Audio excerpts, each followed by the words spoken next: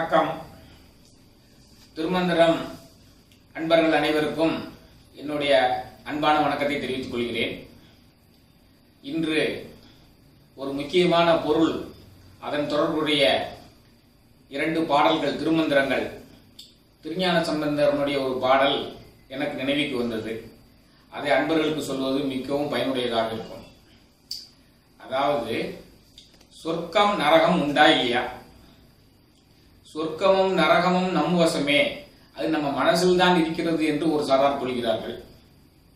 இன்னொரு சாரார் நம் செய்யக்கூடிய நல்வினை தீவினையில் தகுந்தபடி நல்வினை செய்பவர்கள் சொர்க்கலோகத்திலும் தீவினை செய்பவர்கள் நரகலோகத்திலும் இருப்பார்கள் என்று இன்னொரு சாரார் நம்புகிறார்கள். இது உண்டா இல்லையா என்பதற்கு நம்மளுடைய சைவ சமயத்தில் உள்ள தெய்வத்தினுடைய அனுக்கிரகம் பெற்ற சைவ சமய புரவர்கள் ஒருவரான திருஞான சம்பந்தர் ஒரு பாடல் தந்திருக்கிறார். அவர் நமசிவாய பதிகம் என்ற ஒரு 11 பாடல் பாடியிருக்கிறார். அதில் 7வது பாடலில் நரகத்தை பற்றி சொல்லியிருக்கிறார். நம்மளுடைய திருமூல தெய்வம் திருமந்திரத்தில் 2 பாடல் தந்திருக்கிறார். அப்போ இந்த 2 பாடலையும் நம்ம பார்த்தோம்னா நரகம் உண்டா இல்லையா, அப்ப நரகம் உண்டுன்னா அங்க போகாம இருக்கிறதுக்கு நம்ம என்னுடைய தற்காப்பு நடவடிக்கைகள் செய்யணும் அப்படிங்கறத நம்ம தெரிஞ்சுக்கலாம் இல்லையா? அப்ப இது உங்களுக்கு எல்லாம் பயனுள்ளதாகத்தானே இருக்கும்.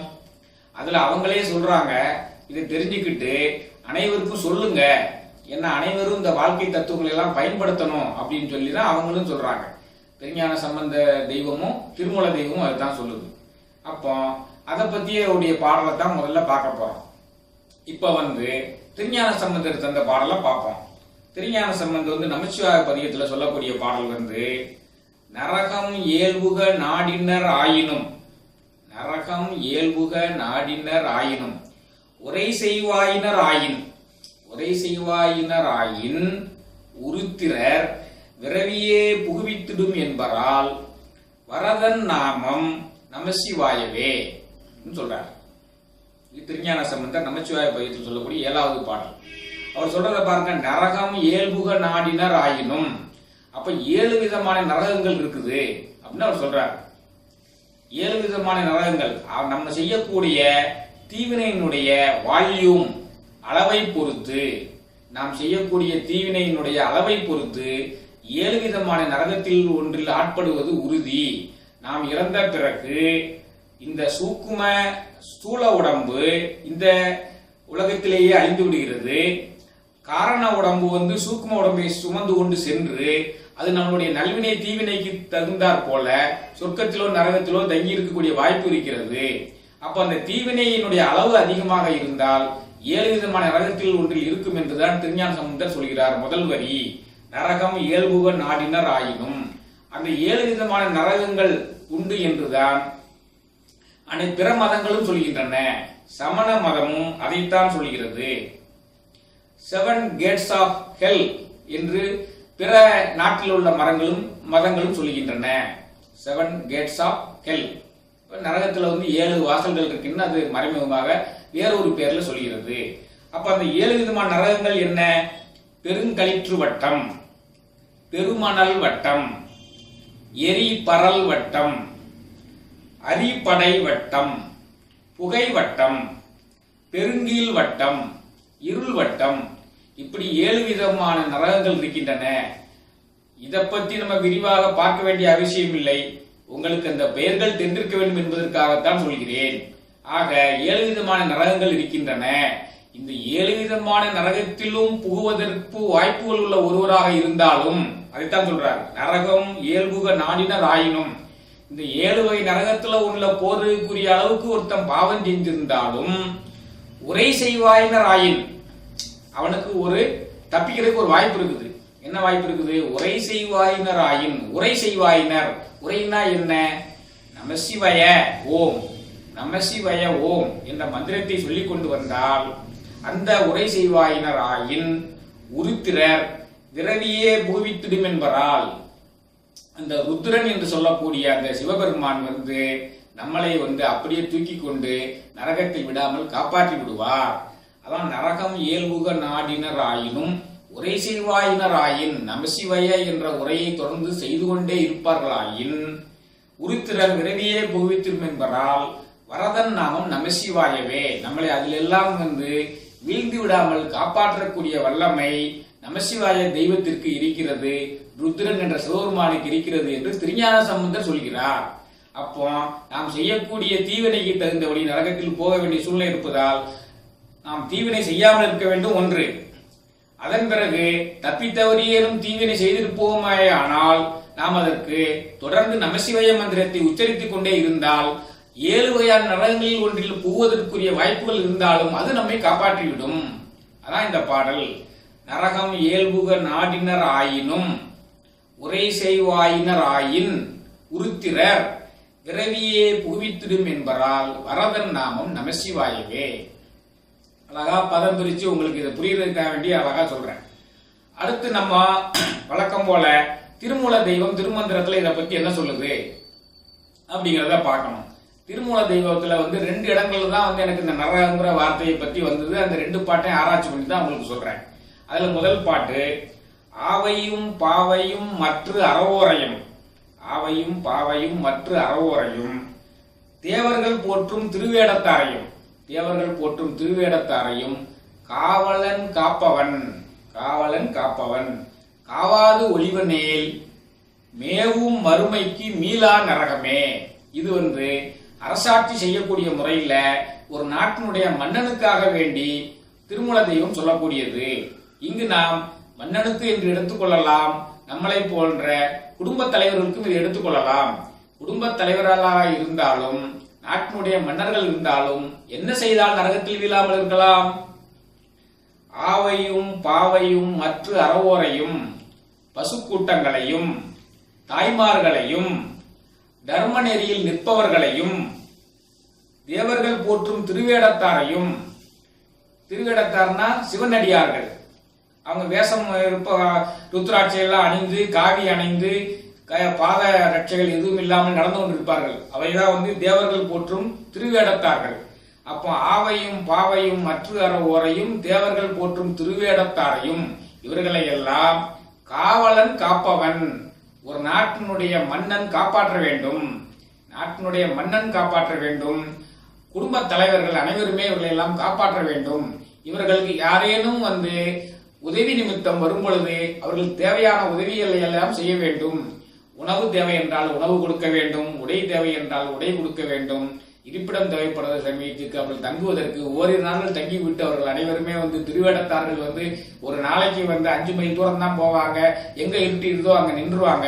அந்த மாதிரி ஆளுகளுக்கு அந்த சமயத்துல அந்த காலத்துல தேவையான உதவி எல்லாம் செய்யணுங்கிறதுக்காக இந்த பாடல் வைத்திருக்கிறார். ஆவையும் பாவையும் மற்ற ஓரையும் தேவர்கள் போற்றும் திருவேடத்தாரையும் காவலன் காப்பவன். அதுக்கு தான் அங்கங்க அந்த காலத்துல மடங்கள்லாம் கட்டி வச்சிருந்தாங்க. அந்த காலத்து ராஜாக்கள்லாம் இந்த பாட்டை பத்தி தெரிஞ்சிருந்ததுனாலதான் இவங்களுக்கெல்லாம் பயன்படுத்துமேங்கிறதுக்காக வேண்டி பழங்காலத்துல உள்ள கல் மண்டபங்கள் அங்கங்க நீங்க இருப்பதை பார்க்கலாம். அந்த காலத்துல அங்கெல்லாம் உணவெல்லாம் அளிக்கப்பட்டு வந்திருக்கின்றன. அவர்கள்லாம் மன்னர்கள் இந்த பாடலை உணர்ந்து இதற்காக வேண்டி நமக்கு துன்பம் வராமல் இருக்க வேண்டும், தர்மம் சேர வேண்டும் என்று இதெல்லாம் செய்து வந்திருக்கிறார்கள். காவலன் காப்பவன், அப்படி காக்கலை என்னால் காவாது ஒளிவனால் மேவும் மறுமைக்கு மீளா நரகமே. அப்படிப்பட்ட சூழ்நிலையில நரகத்துல போக வேண்டிய வாய்ப்பு இருக்கு அப்படின்னு திருமூல தெய்வம் சொல்றதுனால இதை செய்யலைன்னா காவலன் என்று சொல்லக்கூடிய மன்னனும் அந்த குடும்ப தலைவர்களும் மேற்கூறிய அறிவுரையை பின்பற்ற இல்லை என்றால் நரகத்துக்கு போவதற்குரிய வாய்ப்புகள் இருக்கிறது. இதுல நம்ம தெரிஞ்சு கொள்வதற்கு வேண்டியது என்ன? ஆவையும் பாவையும் மற்ற அறவோரையும் தேவர்கள் போற்றும் திருவேடத்தாரையும் காக்க வேண்டும். அதை காக்கணும்னு ஒரு வைராக்கியம் எடுத்துக்கொண்டால் நரகம் போக வேண்டியதில்லை. திருஞான சம்பந்தர் சொல்ற மாதிரி ஒவ்வொரு மூச்சு விடும் பொழுதும் நமசிவாய ஓம் என்று சொல்லிக் கொண்டிருந்தால் நரகம் போக வேண்டியதில்லை.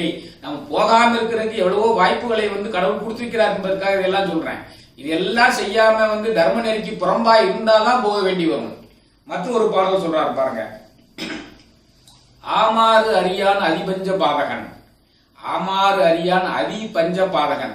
பஞ்சபாதகன் ஒருத்தர் இருக்கான், அவனுக்கு மேல உள்ளவன் தான் அதிபஞ்ச பாதகன்.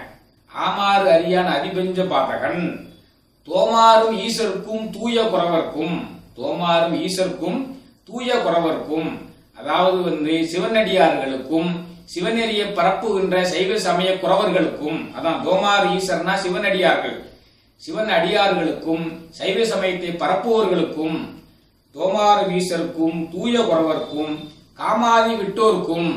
காமாதி விட்டோர்னா காமம், குரோதம், லோபம், மதம், மாச்சரியம் இந்த அழுக்குகளை எல்லாம் விட்டு ஒழித்தவர்கள்.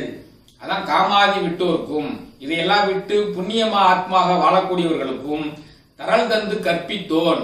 இவர்களுக்கெல்லாம் பொருள்களை கொடுக்கக்கூடிய தன்மையுடையவனாக இருக்க வேண்டும். இவர்களுக்கு கொடுக்கக்கூடிய தன்மையை இளைய தலைமுறைகளுக்கும் தங்களுடைய வாரிசுதாரர்களுக்கு கற்றுக் கொடுக்க வேண்டும். அப்படிப்பட்டவர்கள் போமா நரகில் புகான் பேதம் கற்கவே. அவர்கள் நரகத்துக்கு போக மாட்டாங்க. அப்ப இதை செய்யாதவங்க போயிடுவாங்க. அதான் ஆமாறு அறியான் அதிபஞ்ச பாதகன். அவங்களைத்தான் அதிபஞ்ச பாதகன்னு சொல்றாங்க.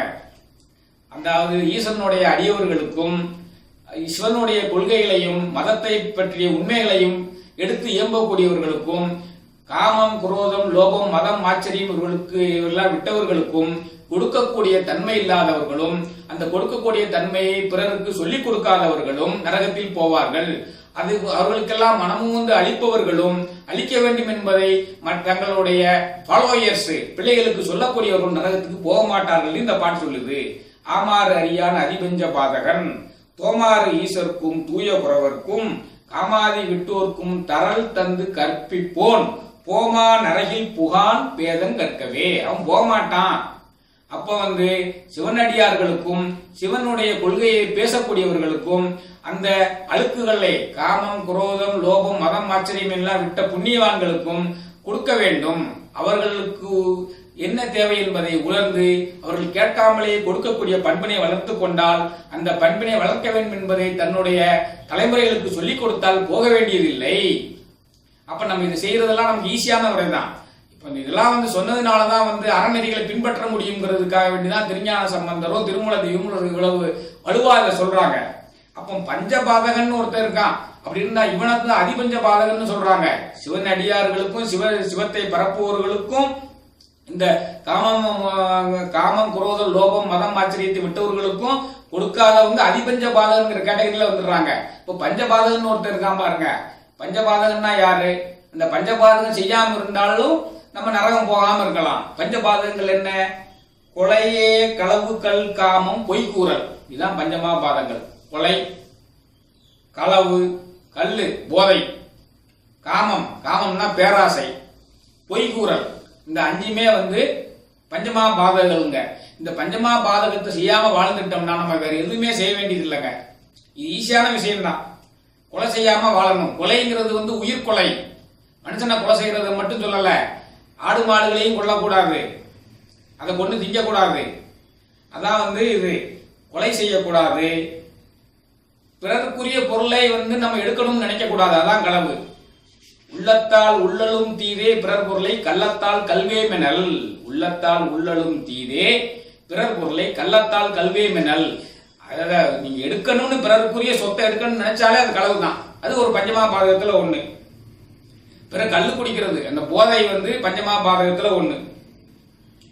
அப்ப அந்த போதையை விற்கிறவங்க அதுக்கு உள்ளவங்களுக்கு எல்லாம் என்ன ஆகும்னு பாத்துக்கோங்க. கொலையே, களவுக்கள், காமம், பேராசை. நம்மளுடைய தகுதிக்கு மீறி ஆசைப்படுவதுதான் காமம்.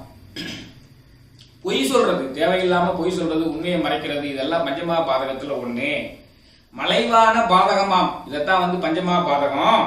அவை நீக்கி தலையாம சிவனடி சார்ந்து அவை நீக்கி இந்த பஞ்சமா பாதங்கள்லாம் நீக்கிட்டு தலையாம் சிவனடி சார்ந்து இன்பம் சார்ந்தோருக்கு அந்த சிவனுடைய இன்பத்தை அனுபவிக்க பழகுபவர்களுக்கு சிவய நமசிவயன்னு சொல்லி அந்த சிவ இன்பத்தை அனுபவிக்க பழக வேண்டும். அப்படி பழகுபவர்களுக்கு இளையாம் இவை ஞானானந்தத்து இருத்தலே. இளையாம் இவை ஞான ஆனந்தத்து இருத்தலே. அவங்க ஞான ஆனந்தத்தில் இருப்பார்கள் என்றால் அவர்கள் சொர்க்கத்தில் இருப்பார்கள். இந்த பஞ்சமா பாதகங்களை விட்டு சிவனின்பந்தான் தலையாயது என்பதை உணர்ந்து சிவய நமசிவய என்ற மந்திரத்தை சொல்லிக்கொண்டே இருந்து இந்த பஞ்சமா பாதகங்கள் தங்களை அணுகாமல் பார்ப்பவர்கள் சொர்க்கத்தில் இருப்பார்கள். Point number 1.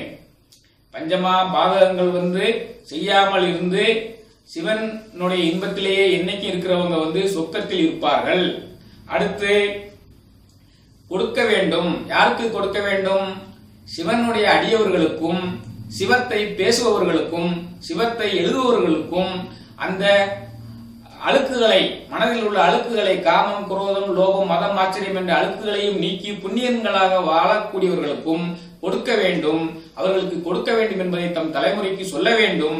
அப்படி சொல்லுபவர்களும் சொர்க்கத்திற்கு போவார்கள், சொல்லாவிட்டால் நரகத்துக்கு போவாங்கன்னு தானாவே தெரிஞ்சுக்கிடணும். அப்ப இதுதான் உண்மையான விஷயம்.